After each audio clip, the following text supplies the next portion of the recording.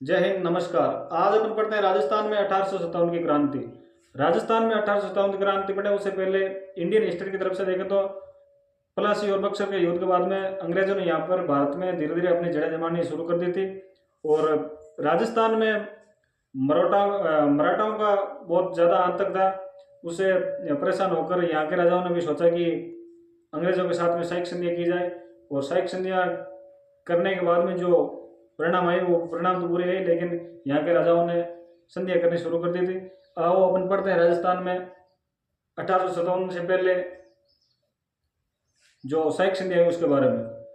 सहायक संधियाँ जो भारत में लेके आया था उसका नाम था लॉर्ड वेलेस्ली। और लॉर्ड वेलेस्ली का जो प्रतिनिधि करता था उसका नाम था लॉर्ड लेक। लॉर्ड लेक ने भरतपुर के लोहागढ़ दुर्ग पर 5 बार आक्रमण किया।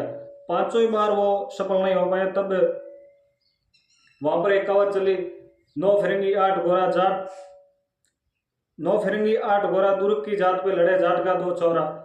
मतलब दुर्जन सिंह और माधो सिंह वहां पर अंग्रेजों के सामने डटे रहे। तब लॉर्ड लेक ने सोचा कि इस दुर्ग को जीतना तो आसान नहीं है। तब लॉर्ड लेक ने भरतपुर के महाराजा रणजीत सिंह के पास में मैसेज भिजवाया कि आप हमारे साथ में सहायक संधि कर लो। तब महाराजा रणजीत सिंह ने 29 सितंबर 1803 को अंग्रेजों के साथ में सहायक संधि की। अंग्रेजों के साथ में ये संधि करने के बाद अलवर के महाराजा बख्तावर सिंह ने भी नवंबर 1803 को सहायक संधि की। और इसके बाद में धीरे धीरे 1817 में अंग्रेजों ने एक नीति ले आई। उस नीति का नाम था अधीनस्थ पार्थक्य की नीति। मतलब आप हमारे नीचे काम करोगे। अंग्रेजों ने यहाँ पर धीरे धीरे सत्ता जमानी स्टार्ट कर दी। जब राजा महाराजाओं को बोला कि आप हमारे नीचे काम करोगे, तब ये नए एक नियम लाए गए। वो काम वो सेम ही था कि सहायक संधि वाला ही। 1817 में इसका नाम चेंज करके और ये संधि लाई गई। इस संधि का नाम था अधीनस्थ पार्थक्य की नीति, जो 1817 में लाई गई थी। और यह लाने वाला था लॉर्ड हेस्टिंग्स। और इसका जो प्रतिनिधि करता था उसका नाम था चार्ल्स मेटको। प्लस जो मेवाड़ का पॉलिटिकल एजेंट था उस टाइम में कर्नल जेम्स टोड यहाँ पर पहले आ गया था पॉलिटिकल एजेंट बन गए। तो पॉलिटिकल एजेंट था तो ये तो एक इतिहासकार भी था political agent. Colonel James Tod को तो सभी रियासतों के बारे में पूरी जानकारी थी। और ये जो अधीनस्थ पार्थक्य की जो नीति है, इस नीति को सर्वप्रथम करौली के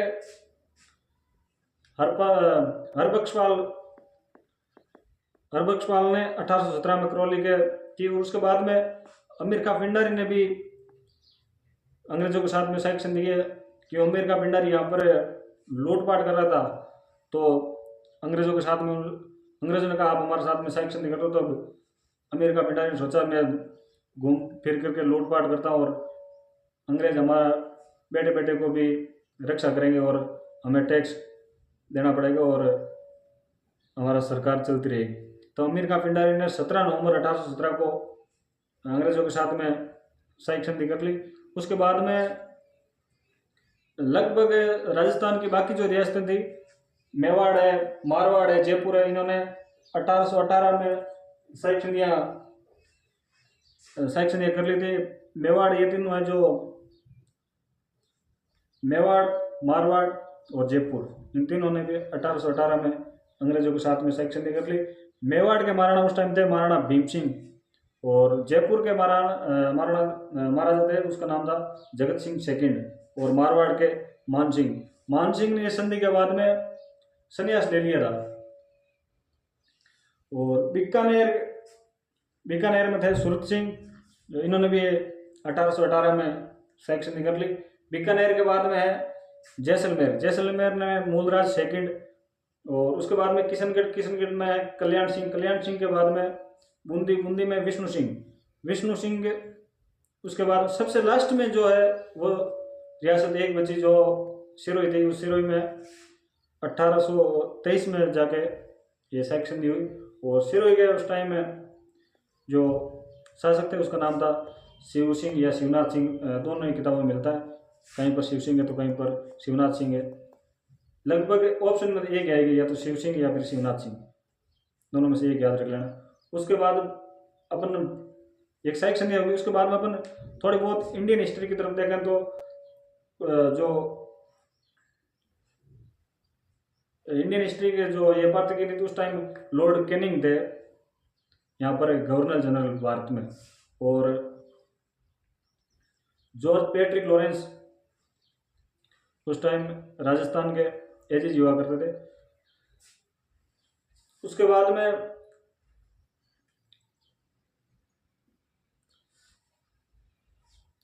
नहीं, एजीजी का पद तो राजस्थान में 1832 में लाया गया, और राजस्थान के प्रथम एजीजी हुआ करते जॉर्ज पैट्रिक लॉरेंस। राजस्थान के प्रथम एजीजी जॉर्ज पैट्रिक लॉरेंस 1832 में पद लाया गया। बाद में 1845 में इसका राजस्थान में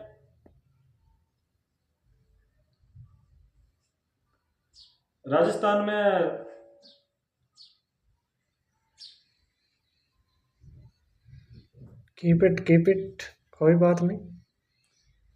राजस्थान में एजीजी का पद 1832 में लाया गया, और राजस्थान के प्रथम एजीजी थे जॉर्ज पैट्रिक लॉरेंस, जो कि इसका एजीजी का मुख्यालय था अजमेर।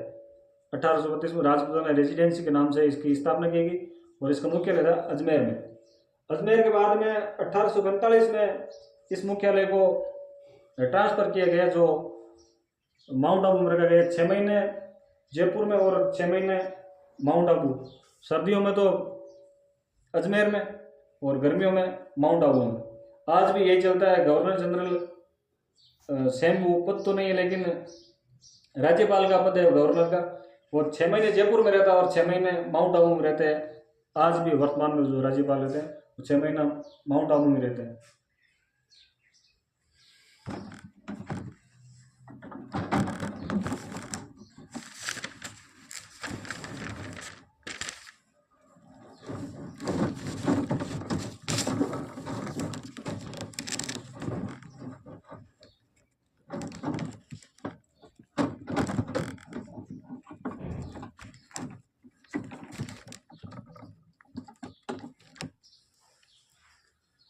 अब अपन देखते हैं राजस्थान में, मालूम मैप के हिसाब से देख लेते हैं। मैप में ये राजस्थान का मैप में मारवाड़ रियासत के उस टाइम में 1857 की क्रांति के टाइम में जो मारवाड़ के शासक हुआ करते थे, उस शासक का नाम था महाराणा तख्त सिंह, जो आप मैप में देख रहे हो।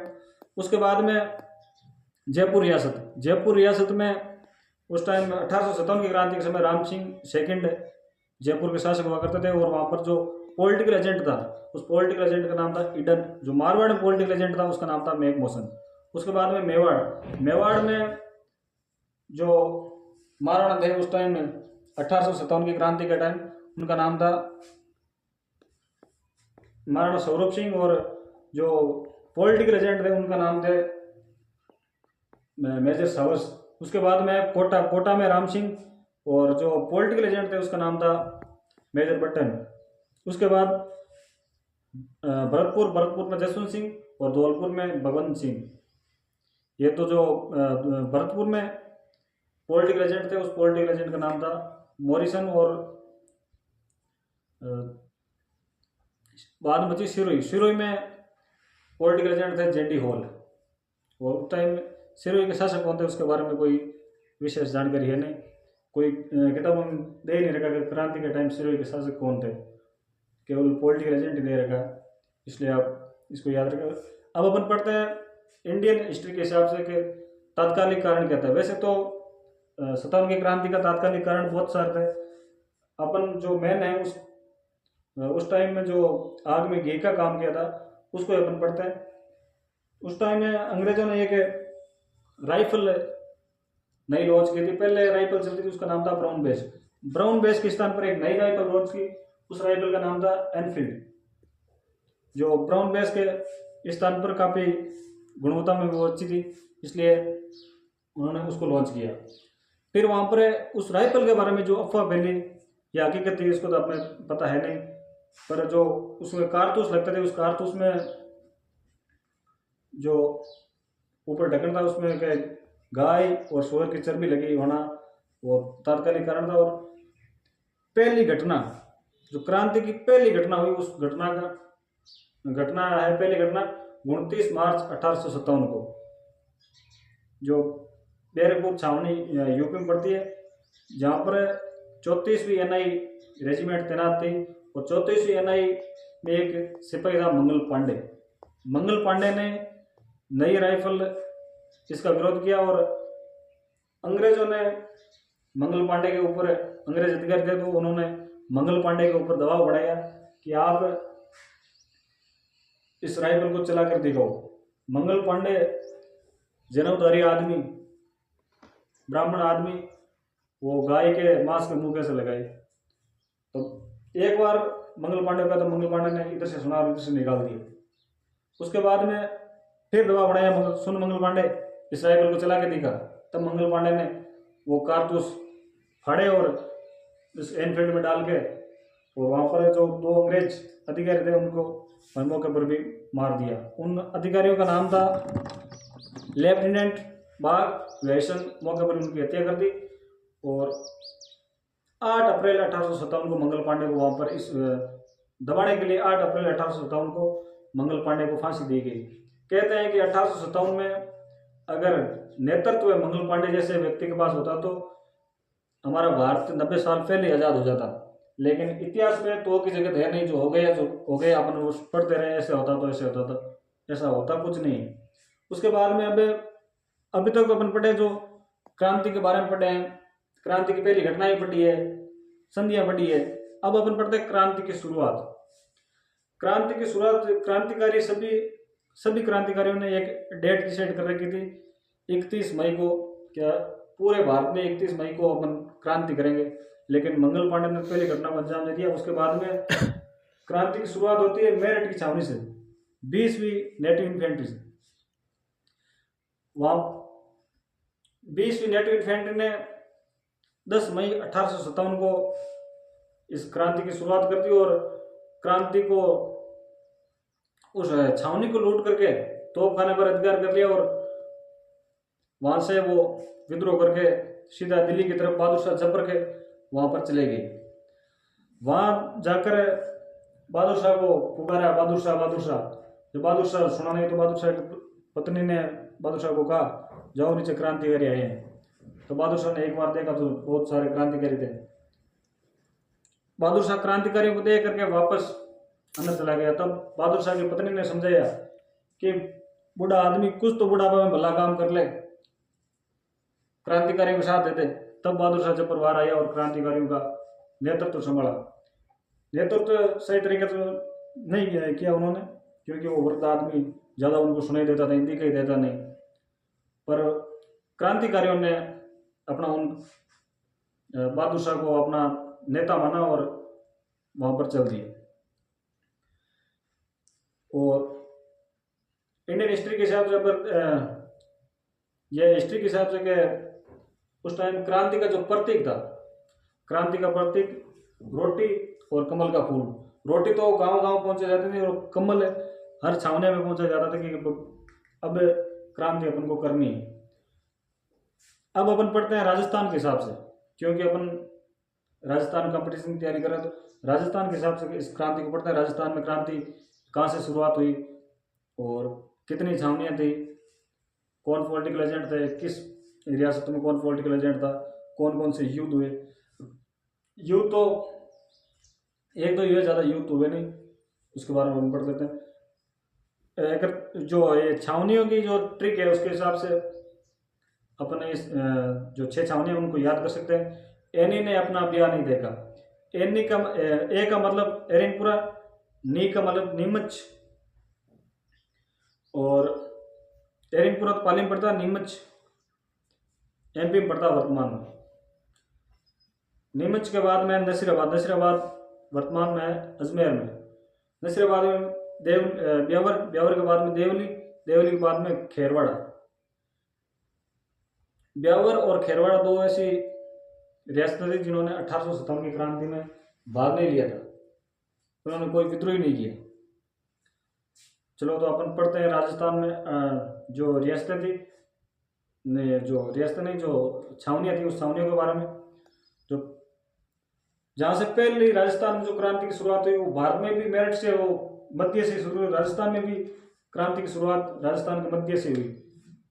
राजस्थान के मध्य में पड़ता है अजमेर। अजमेर नसीराबाद छावनी का मुख्यालय था। अजमेर से 20 मई 1857 को 28 मई 1857 को अजमेर से क्रांति की, अजमेर नसीराबाद से क्रांति की शुरुआत हो गई। यहाँ पर जो नेतृत्व करता है उसका नाम था बख्तावर सिंह। और जो यहाँ पर नेटिव इन्फेंट्री जो तैनात थी उसका नाम था 15वीं प्लस 30वीं नेटिव इन्फेंट्री, जो वर्तमान में अपन देखते हैं Jat regiment, Rajput regiment, Gorkha regiment. इस रेजिमेंट के नाम से जो पहले ये नंबरों के हिसाब से चलती थी 15, 20, 30वीं रेजिमेंट, तो यहाँ पर 15 प्लस 30वीं NI मौजूद थी। जब 15वीं नेटिव इन्फेंट्री के सैनिकों से हथियार जमा करवाए जा रहे थे, तब बख्तावर सिंह ने कहा कि अंग्रेजों से कि आप हमारे से हथियार क्यों जमा करवा रहे हो। तब बख्तावर सिंह ने उस पिचार से पूछा, बख्तावर सिंह ने पिचार से पूछा कि आप हथियार क्यों जमा करा रहे हो, लेकिन पिचार ने कोई जवाब नहीं दिया। जवाब नहीं दिया तो वहां पर क्रांतिकारियों ने क्रांति कर दी और उस छावनी को लूट तोपखाने पर अपना अधिकार कर लिया। अधिकार करते हुए वहां से नसीराबाद से सैनिक सभी निकल गए और पिचार को 1857 की, मान लो 3 जून 1857 को नीमच में क्रांति की शुरुआत हुई। यहाँ पर जो अंग्रेज अधिकारी था उसका नाम था एबोट, और जो क्रांति करने वाला उसका नाम था Mohammad Ali bag plus Hira Singh. Abbott इन क्रांतिकारियों को शपथ दिला रहा था कि आप हमारे प्रति वफादार रहोगे, पर मोहम्मद अली बेग ने कहा कि क्या अंग्रेज हमारे प्रति वफादार रहे। अंग्रेजों ने अवध और जो सतारा को छीन लिया। अंग्रेज तो अपने जो बताई हुई शर्तों पर कायम नहीं रहे, हम क्यों रहे। और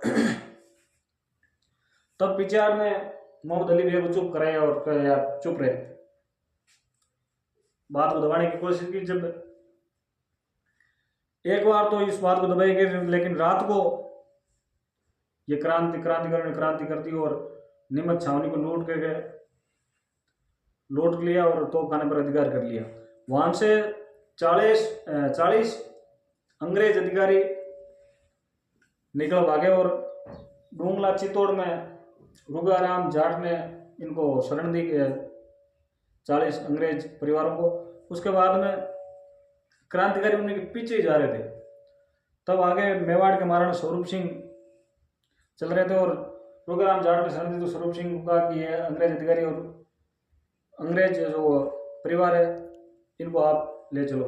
तब स्वरूप सिंह ने उन 40 अंग्रेज परिवारों को पिछला झील के जग मंदिर में उनको शरण दी और उनको आराम करवाया।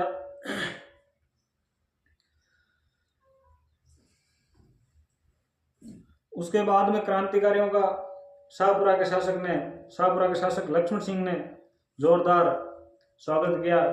लक्ष्मण सिंह ने कहा कि आओ, मोस्ट वेलकम, बहुत शानदार स्वागत किया।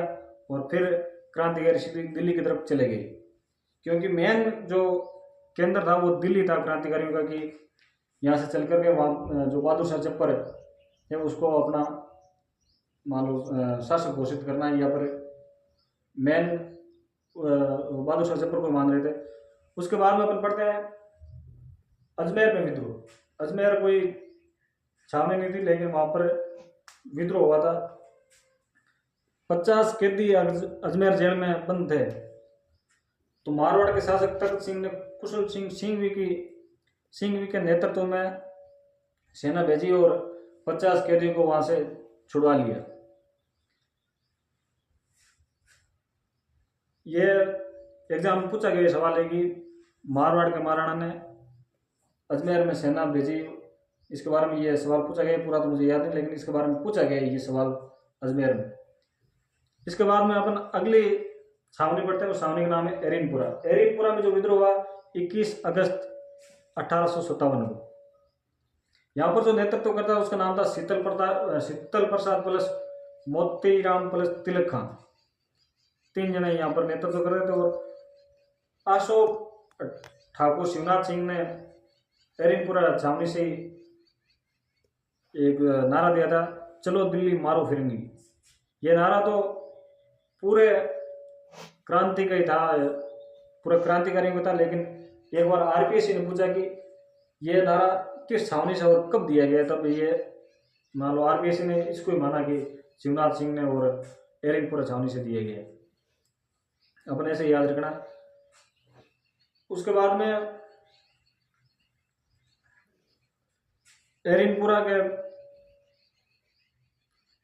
में विद्रोह हो गया, और विद्रोह के बाद में ये शिवनाथ सिंह है जो दिल्ली की तरफ निकल गए, और नारनौल के युद्ध में अंग्रेजों से युद्ध हार गए और दिल्ली नहीं पहुंचा। इसके बाद में अगला जो ठिकाना है वो अवा छावनी थे नहीं, लेकिन बहुत इम्पोर्टेंट है 1857 की क्रांति में। अवा बहुत ज़्यादा अपना स्थान रखता है, क्योंकि यहाँ पर काफ़ी ज़्यादा सवाल बनते हैं। यहाँ 2 युद्ध हुए हैं। यहाँ पर एक माता है, उसका नाम जो क्रांति की देवी भी कहलाती है, 1857 क्रांति की देवी, तो अपन पढ़ते हैं इसके बारे में। अवा में जो ठाकुर था उसका नाम था कुशाल सिंह चंपावत। कुशाल सिंह चंपावत मारवाड़ के शासक थे उस टाइम तख्त सिंह ने रैक नगर में भर्ती कर दी। इसे नाराज कुशाल सिंह ने क्रांतिकारी को साथ दिया, जो मारवाड़ शासक नाराज थे। तब यहाँ पर 3 युद्ध हुए, 2 युद्ध हुए। एक तो पिथौरा का युद्ध, अवा का जो 2 युद्ध है, एक पिथौरा और एक चेलावास का युद्ध।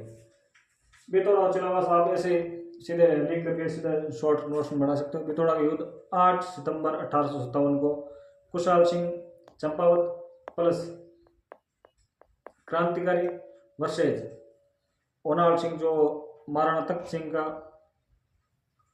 किलेदार था, ओनाल सिंह प्लस हितकोट जो अंग्रेज अधिकारी था। इसके बाद में ये युद्ध कुशाल सिंह जीते, जो चेलावास का युद्ध है, और उनको हार का सामना करना पड़ा। उसके 10 दिन बाद में जस्ट फिर एक अंग्रेजों ने युद्ध किया। उस युद्ध का नाम था चेलावास का युद्ध। चेलावास का युद्ध 10 दिन बाद, मतलब 18 सितंबर 1857 को चेलावास का युद्ध अंग्रेज कुशाल सिंह प्लस क्रांतिकारी वर्सेज, उस टाइम जॉर्ज फ्रेडरिक लॉरेंस स्वयं आया था, मतलब आज के टाइम में माने तो मुख्यमंत्री आए तो छोटे मोटे नेता तो अपना आप ही आ जाते हैं, साथ में पॉलिटिकल एजेंट था और जो छोटे मोटे अधिकारी थे। और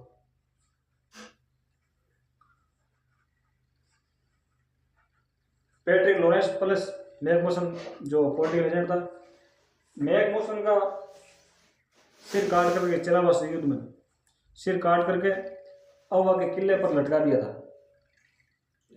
और एक मान लो गीत या तो आप कुछ भी हो वो चला दिया, ढोल बाजे चंग बाजे बल्लो बाजे बांकी हो, मेघ मौसम ने मार के अवा माते टांगी हो। मतलब मेघ मौसम का सिर काट करके अवा के किले पर लटका दिया था।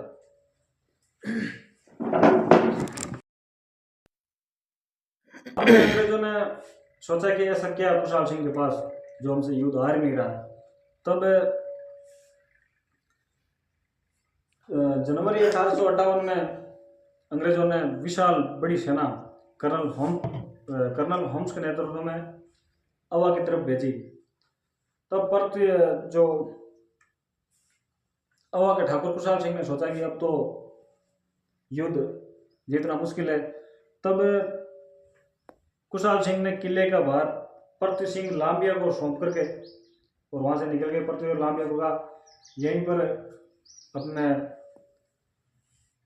वो पॉलिटिकल एजेंट का सिर काट के लटकाया तो, और ये किला अब तू ही संभाल, मैं तो यहाँ से जा रहा हूँ। वहां से वो निकल गई और स्वयं कोठारिया के रावत जोत सिंह के वहां जाकर शरण ली।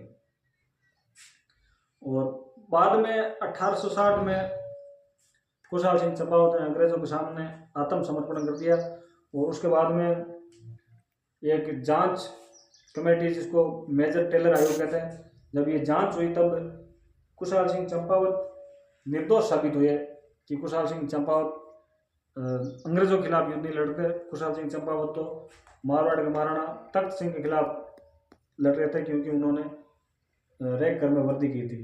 तब ये निर्दोष साबित हुए। और उसके बाद में 1864 में कुशाल सिंह चंपावत की उदयपुर में इनकी मृत्यु हो गई।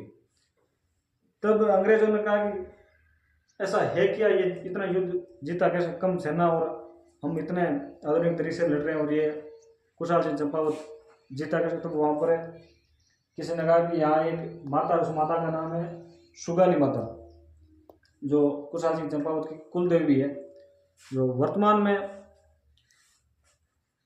कुशाल सिंह चंपावत की कुल देवी है। 10 सिर 54 हाथ कि इस देवी का भारी प्रकोप, भारी मान लो आशीर्वाद है कुशाल सिंह चंपावत के ऊपर, इसलिए युद्ध हारता नहीं।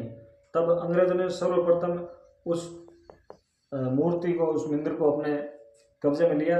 और वर्तमान में ये मूर्ति देखा तो पाली के बांगड़ संग्रहालय में आज भी, वहाँ पर पाली के बांगड़ संग्रहालय में उपलब्ध है।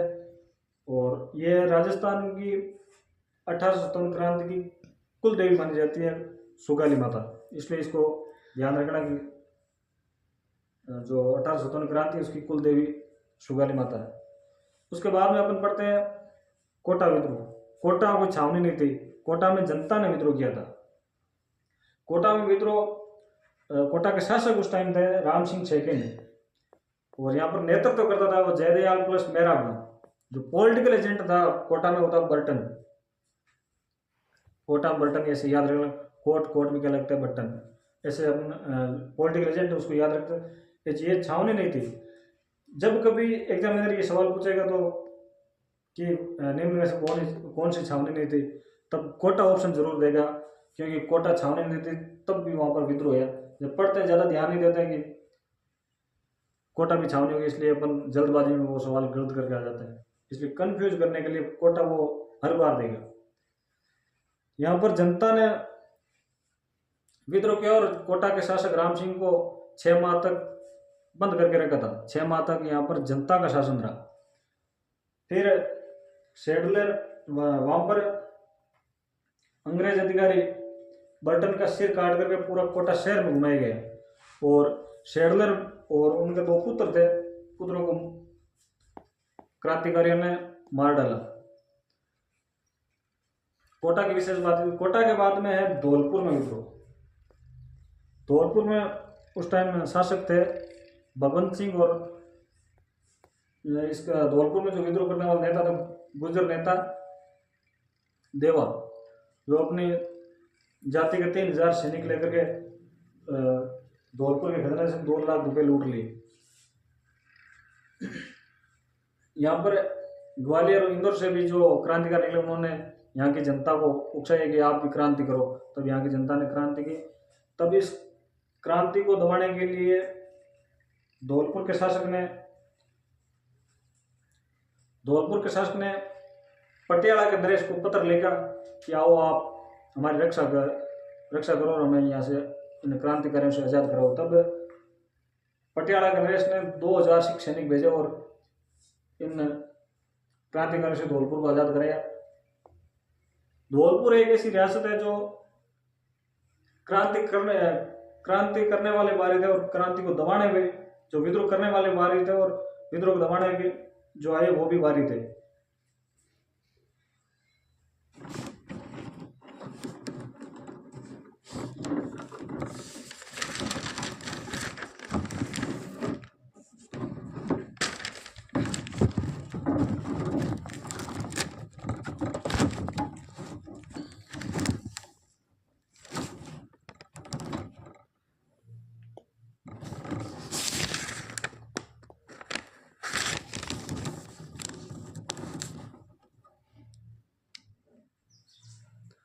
अब अपन देखते हैं ये क्रांतिकारी, उसका नाम है तात्या टोपे।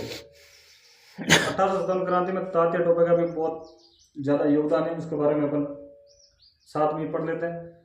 तात्या टोपे जो पेशवा बालाजी बाजीराव का उत्तराधिकारी था और नाना साहब का स्वामी भक्त था।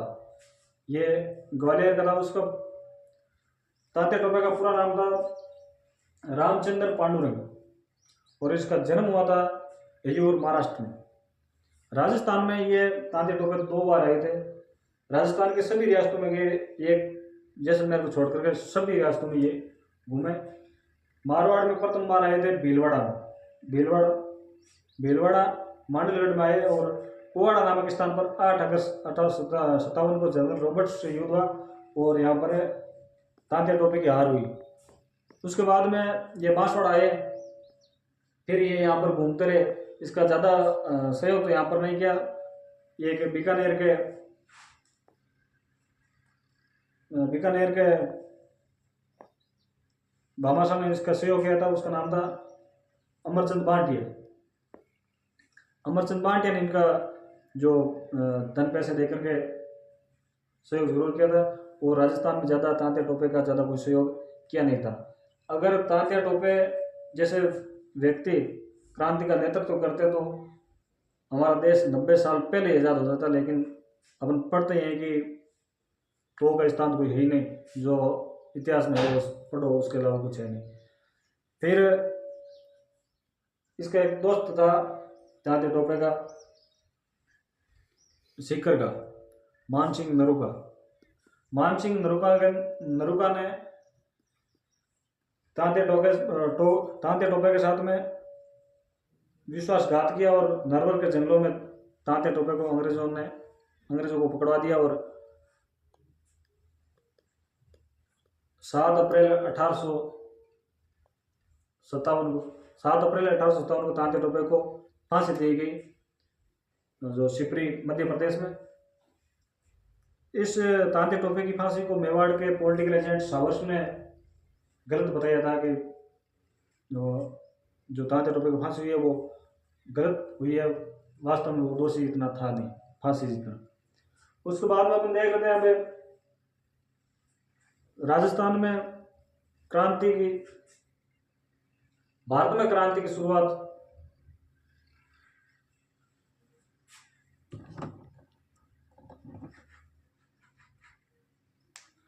और लास्ट में क्रांति का अंत सीकर से हुआ। इसके बाद में कोई क्रांतिकारी बचा नहीं और न ही कोई क्रांतिकारी ने विद्रोह किया। उसके बाद में क्रांतिकारी जो ये क्रांति थी ये फ्लॉप हो गई। अब अपन देखते हैं इसका परिणाम और स्वरूप क्या रहा। वीर सावरकर ने भारत का प्रथम स्वतंत्रता संग्राम का आर.सी. मजूमदार ने कहा कि नहीं, तो ये भारत का प्रथम स्वतंत्रता संग्राम था, यह तो केवल सैनिक विद्रोह था, जबकि ये वास्तव में सैनिक विद्रोह था। यहाँ पर जनता ने ज़्यादा भाग नहीं लिया, सैनिकों ने जो छावनी था वहाँ पर विद्रोह हुआ और पंडित जवाहरलाल नेहरू ने सावरकर का समर्थन किया। और इसके बाद में जो परिणाम निकला वो ईस्ट इंडिया कंपनी समाप्त हो गई।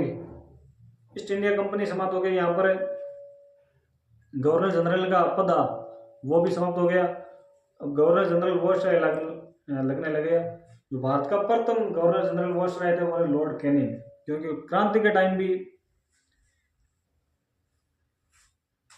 यही थे लॉर्ड कैनिंग। और प्रधानमंत्री पामस्टन और ब्रिटेन की जो महारानी थी उसका नाम था विक्टोरिया, जो अपन पढ़ के आई है। तो ये हुई राजस्थान की 1857 की क्रांति समाप्त। राजस्थान की 1857 क्रांति एग्जामिनर का फेवरेट टॉपिक है। इनसे सवाल 100% पूछता है, इसलिए आप इसको एकदम शॉर्ट तरीके से पढ़ करके शॉर्ट तरीके से इसको नोट्स बना के पढ़े। जय हिंद, नमस्कार।